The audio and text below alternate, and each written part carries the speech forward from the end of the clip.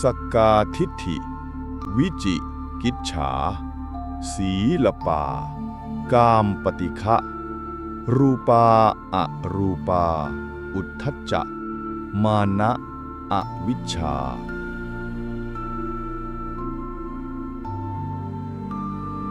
10 chains, unseen yet tightly bound, they hold us fast to worldly ground. Samyojana10, self-belief, starts the cycle, seeds the grief.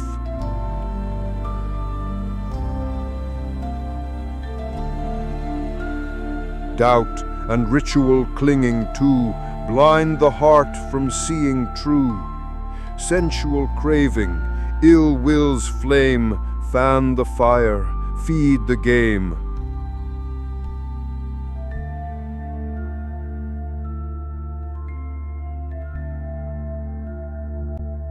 Craving for form and formless states, restlessness, pride, and ignorance gates that trap the mind in endless spin, a hunter's net we're tangled in.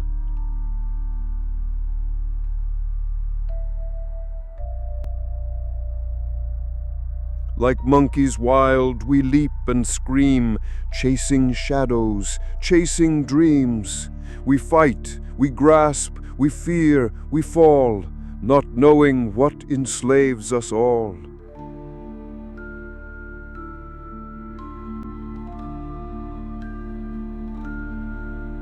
But peace begins when we reflect and see these chains for what they wreck.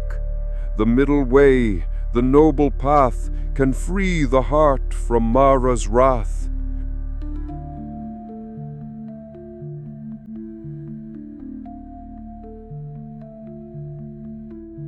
One by one the knots unwind, with mindfulness and steady mind.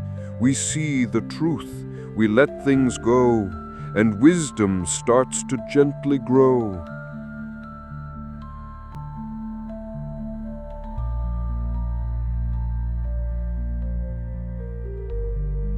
These 10 are not just words to learn, but fires within that twist and burn.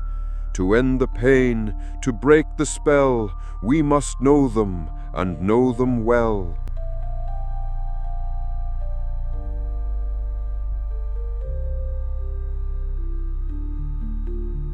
See how they bind and why they stay, and walk the path that clears the way. With insight sharp and heart made still, we rise above the mind's old will.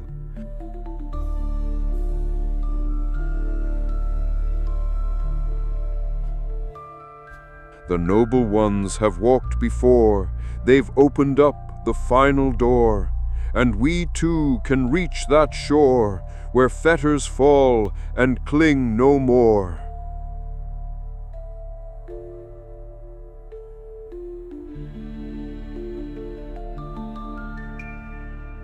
Have you ever felt like you're caught, like in an endless loop, maybe chasing things that never quite satisfy, or battling these internal struggles that just won't quit? It could feel almost like being tangled in a hunter's net, or like that image of a wild monkey just chasing shadows, that feeling, that sense of being bound by something you can't quite see. It's actually incredibly common, isn't it? Okay, so let's unpack this a bit, because today we're diving into a really fascinating ancient concept, and it offers, well, kind of a surprising way to look at these struggles. Indeed, yeah. What we're exploring today are often called the 10 fetters.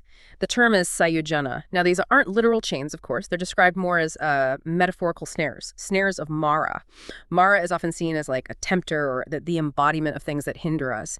And these fetters in these ancient teachings are said to bind us, humans, all sentient beings really, to this relentless cycle of suffering. It's quite a profound idea. Wow, okay. And where are we drawing this from?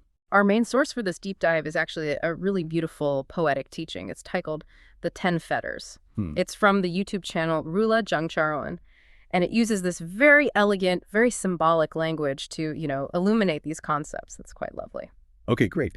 So our mission then for this deep dive is to explore what these unseen chains actually are, to understand how exactly they hold us back, and then maybe discover the path of self-development they seem to point towards, step by step, towards attaining what's described as an enlightened state. Yeah. So maybe think of this as a bit of a shortcut to gain some profound insight into, well, human experience and why we often feel so, tangled. Exactly. And the poem itself starts by really setting the scene. It says, 10 chains unseen yet tightly bound, they hold us fast to worldly ground. And then it jumps right into the very first one, the foundational fetter. Sakai disi, self-belief. Starts the cycle, seeds the grief. So it's not just like simple belief. It's described as a deeply ingrained delusion, a delusion about having a permanent, separate self. A fixed self. Right. And this is crucial because it's this idea, this concept of a fixed self that then feels vulnerable, or threatened or incomplete. And that feeling drives the endless cycle of seeking things and pushing other things away, aversion and craving. That makes sense. It's fascinating how that self-belief seems to kind of open the door for the next two the poem mentions that says, doubt and ritual clinging to blind the heart from seeing true. Now, at first glance, doubt feels very internal, right? While ritual clinging seems more external. About actions, how do these apparently different things, how do they work together or maybe reinforce each other to blind the heart? That's a really sharp observation. Yeah, they do seem different. So doubt here, Vicikiccha, usually refers to uncertainty about the path itself or the teachings, the possibility of liberation. And that obviously hinders progress, doesn't it, if you're full of doubt? Ah. And then ritual clinging, Silabhata Paramasa, isn't just about, ancient ceremonies. It's really about a very human tendency, I think, to mistake the map for the territory. Ah, okay. Like getting stuck on the how instead of the why. Exactly. Rigidly holding on to any method, any technique, even a whole spiritual path maybe, seeing it as the goal itself, instead of recognizing it as a tool for genuine, deep internal change. It's like going through the motions, but without the real inner work. Yeah. So you see, they both block genuine insight. One through, like, indecision and uncertainty. And the other through being certain about the wrong thing, kind of. Precisely. Through a misdirected certainty. Both keep the heart blind, as the poem says. Okay. And then the poem moves into what sound like, well, more immediate, almost visceral binds. Sensual craving, ill will's flame, fan the fire, feed the game. So these really do sound like active fires burning inside us. Does this imply we have some agency here? Are we actively feeding these fires, or are they just reactions that happen to us?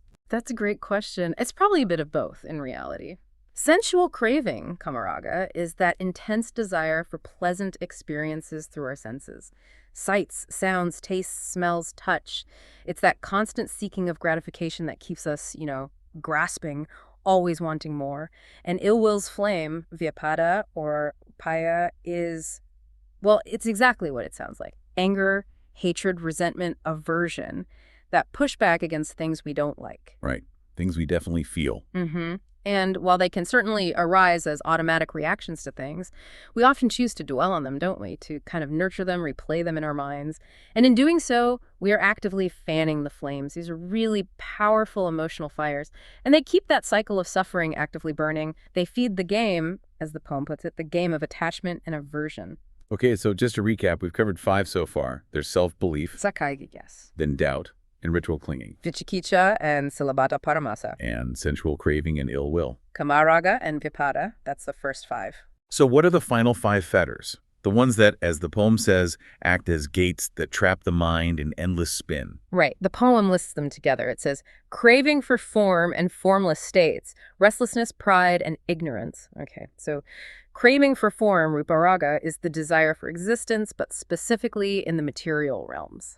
Even subtle or refined material realms. While craving for formless states, or Ruparaga, is the desire for existence in these non-material, purely mental or spiritual realms, like states achieved in deep meditation. Wait, so even wanting to exist in a higher spiritual realm is still a fetter? Exactly. That's what's fascinating here. It shows that even seemingly higher or more refined desires can still be binds if they're rooted in attachment to any kind of continued existence, any kind of being, rather than aiming for true liberation, which is beyond existence and non-existence. Ah, okay. So even spiritual seeking, if it's really just another form of grasping or attachment to a particular state that can hold you back, that's a really powerful insight. It kind of challenges the common idea that all spiritual striving is inherently good, doesn't it? It certainly asks us to look closely at the motivation behind the striving, yes. Is it for liberation or for a more refined form of existence? Okay, and then the last three. Restlessness, pride, and ignorance. Yeah. How do those round out the 10? Right. So restlessness, Udaka, is that inability of the mind to settle down, that constant mental agitation or scatteredness that prevents peace and clear insight.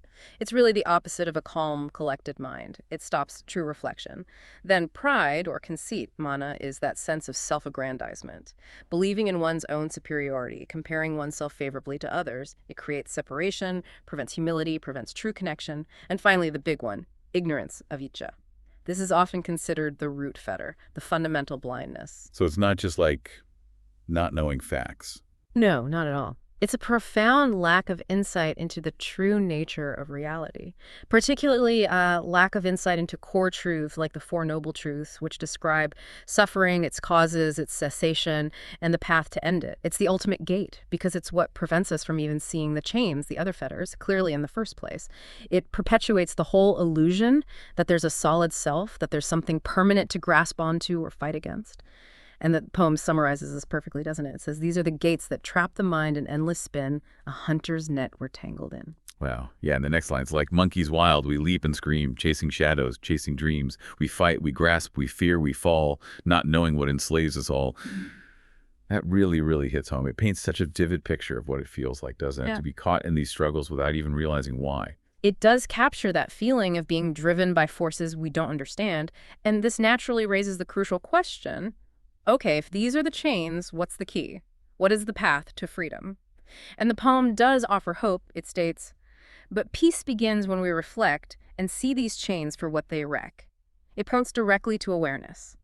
That's the absolutely crucial first step, just seeing the binds for what they are, recognizing their effect. And it seems like it's not about, aggressively fighting them, but more about understanding them. The poem talks about unwinding the knots with mindfulness and steady mind. It says, we see the truth, we let things go, and wisdom starts to gently grow. It really sounds like a gradual process, step by step, conscious disentanglement. Exactly. It's a process of cultivation. And the poem emphasizes these aren't just like abstract philosophical concepts to tick off a list. These 10 are not just words to learn, but fires within that twist and burn. To end the pain, to break the spell, we must know them and know them well. The understanding has to be deep, experiential, personal, not just intellectual head knowledge. Right. Knowing about them versus knowing them. Precisely. It's about seeing how they operate in our own minds, our own lives, how they bind us, why they persist, and then walking the path that clears the way, unquote. With insight sharp and heart made still, we rise above the mind's old will. Insight and stillness working together. This definitely sounds like a journey, a profound journey of self-awareness and very intentional cultivation. So as we kind of wrap up our deep dive into these 10 chains unseen, it really reinforces this idea, doesn't it, that simply understanding these binds, seeing them clearly, is that essential first step towards real freedom, moving from just feeling tangled up to, consciously starting to unwind the knots. Absolutely. And if we connect this to the bigger picture, the poem reminds us that this path, the path of mindfulness and steady mind, the path of insight sharp and heart made still, it's presented as a universal one. It's not just some abstract idea from ancient texts, but potentially a practical guide for anyone seeking liberation from suffering, from that feeling of being bound. The poem mentions the noble ones who have walked this path before, showing that, well, it is considered possible, and this deep dive, I think, has really shown us that peace begins, as the poem says, when we reflect and see these chains for what they wreck. Mm-hmm. Reflection and seeing. So maybe a question to leave you with thinking about all this. What unseen chain, or perhaps not, maybe just one, might you begin to observe in your own experience after hearing about these 10? And what might it mean for you personally to consciously start to notice it, maybe begin to gently unwind it? That's a powerful thought to end on. And just like the poem suggests, perhaps for each of us, we too can reach that shore where fetters fall and cling no more.